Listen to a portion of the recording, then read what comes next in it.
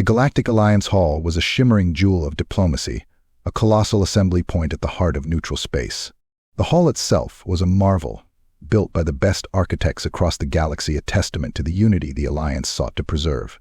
It was an honor to enter its halls, and today humanity's top diplomat, Ambrose Grady, stood at the threshold with his aide, Finn Maddox. Grady adjusted his jacket, glancing over at Maddox with a smirk. Ready to terrify the galaxy again? Maddox, calm and composed as always, gave a small, almost imperceptible nod. Always, Ambassador. But you know they're starting to catch on. Grady chuckled. Ah, that's half the fun. Let them try. He patted Maddox's shoulder. They might suspect, but that's why we keep it interesting. Inside, the vast hall teemed with representatives from hundreds of species, all cloaked in an uneasy calm. This was no ordinary session. This was a crisis meeting. Several worlds had suddenly staked conflicting claims on the resource-rich moons of Arid K, a sector recently discovered to be full of precious minerals, critical for advanced technology. The delegates watched warily as Grady took his seat near the central podium. By now, humanity's reputation had transformed from that of resilient newcomers to potential threats, all thanks to one peculiar trait: their strange sense of humor. For most species in the Alliance, humor was an anomaly at best and a menace at worst. And humans laughed at almost everything. Tragedy, embarrassment, failure, nothing was off limits. To laugh was to cope, to diffuse, and, most effectively, to disarm. High Consul Draluk, a dignified Xyler with smooth, dark exoskeleton and piercing green eyes, stood from his seat, towering over the other ambassadors. The Slyler were a rigid species, known for their unbending discipline, an almost sacred view of pain and suffering. Ambassadors, this is no laughing matter, Draluk intoned, his mandibles clacking for emphasis. A faint smile crept across Grady's face.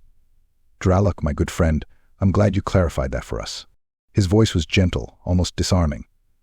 But you're right, it's not funny yet. Draluk's eyes flickered. Yet?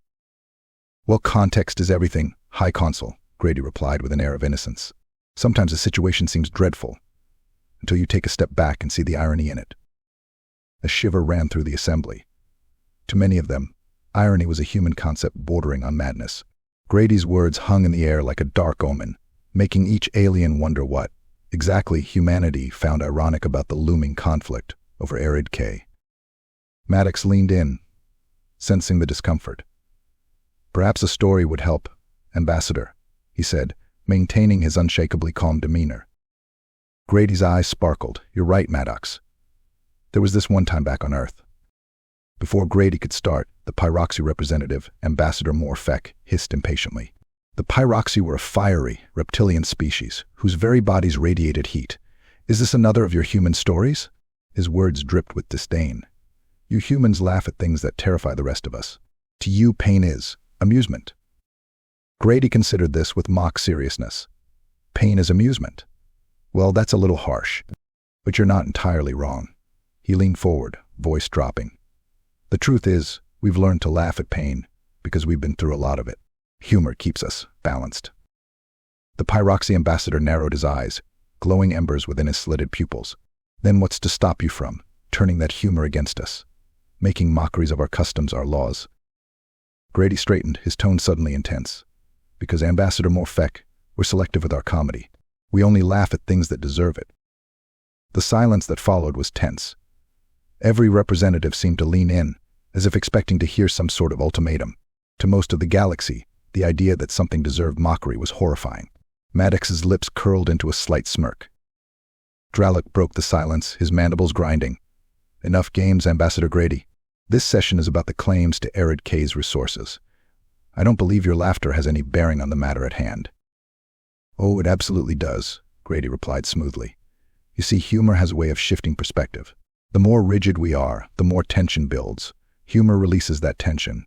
It keeps the whole thing from exploding. He let the word linger, seeing the unease ripple across Draluk's face. For hours, the negotiations dragged on. Each species staked their claim on Arid K, each unwilling to yield. Finally, as the delegates' patience frayed, Grady leaned back, raising his voice over the clamor. I propose a solution. The hall fell silent. Grady's voice was calm but commanding. The humans will act as mediators, ensuring that all species receive a fair share of Arid-K's resources. Murmurs of unease spread across the assembly. To allow the humans to act as arbiters was an unsettling notion. But as Draluk and Morfek exchanged wary glances, the unspoken truth became clear. The risk of human humor being turned into the galaxy's next joke was too great. With reluctant nods, the delegates agreed to Grady's proposal, though not without evident discomfort. Word spread swiftly through the galaxy. Humans had once again emerged victorious in the diplomatic arena, this time through the sheer weight of their unnerving humor. Across worlds, discussions shifted from territorial disputes to the curious psychology of humanity. For Grady and Maddox, the ripple effect was almost comical in itself. Alien emissaries began to approach them with awkward, stilted attempts at jokes, hoping to understand Earth's infamous weapon. One Quillic ambassador approached Grady with a tentative knock-knock joke, her feathers trembling with uncertainty. Another Driggett's envoy attempted sarcasm, much to his own embarrassment.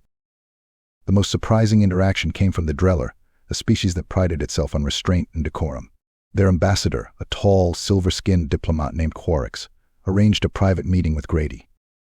In the human embassy, Quarix shifted uncomfortably, his silver skin reflecting the dim light. "Ambassador Grady," he began, the Dreller wished to understand humor.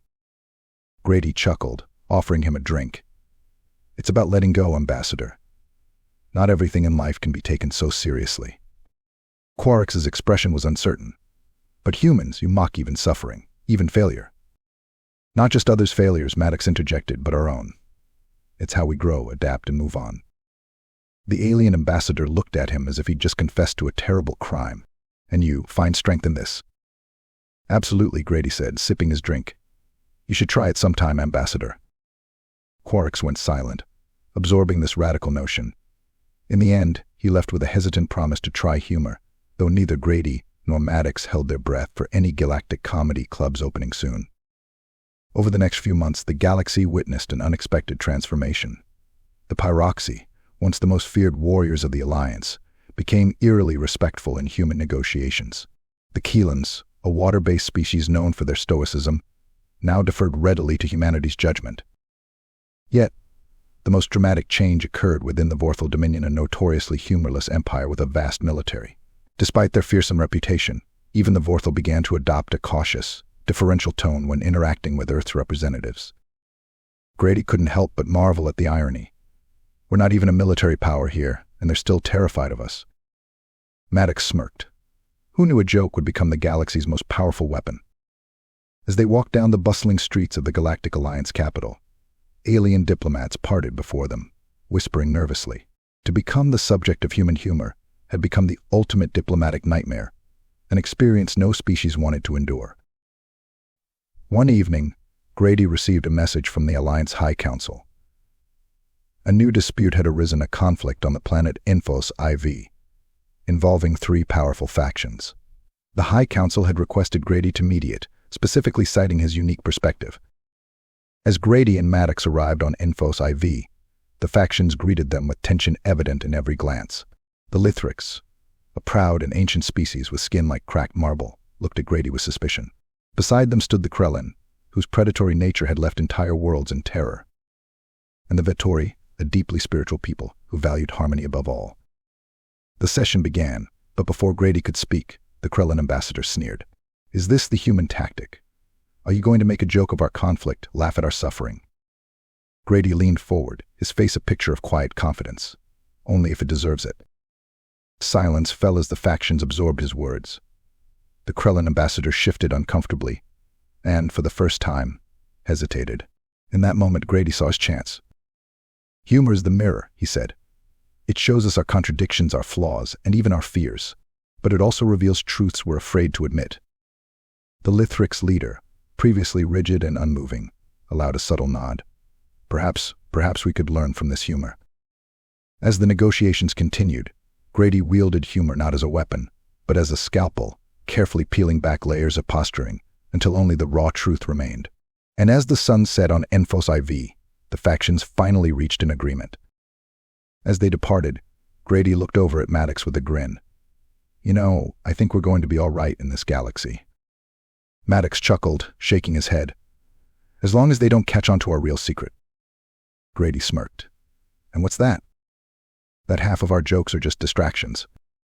With that, the two men stepped back into the ship, leaving behind a galaxy that would never quite understand the human's greatest gift and greatest threat.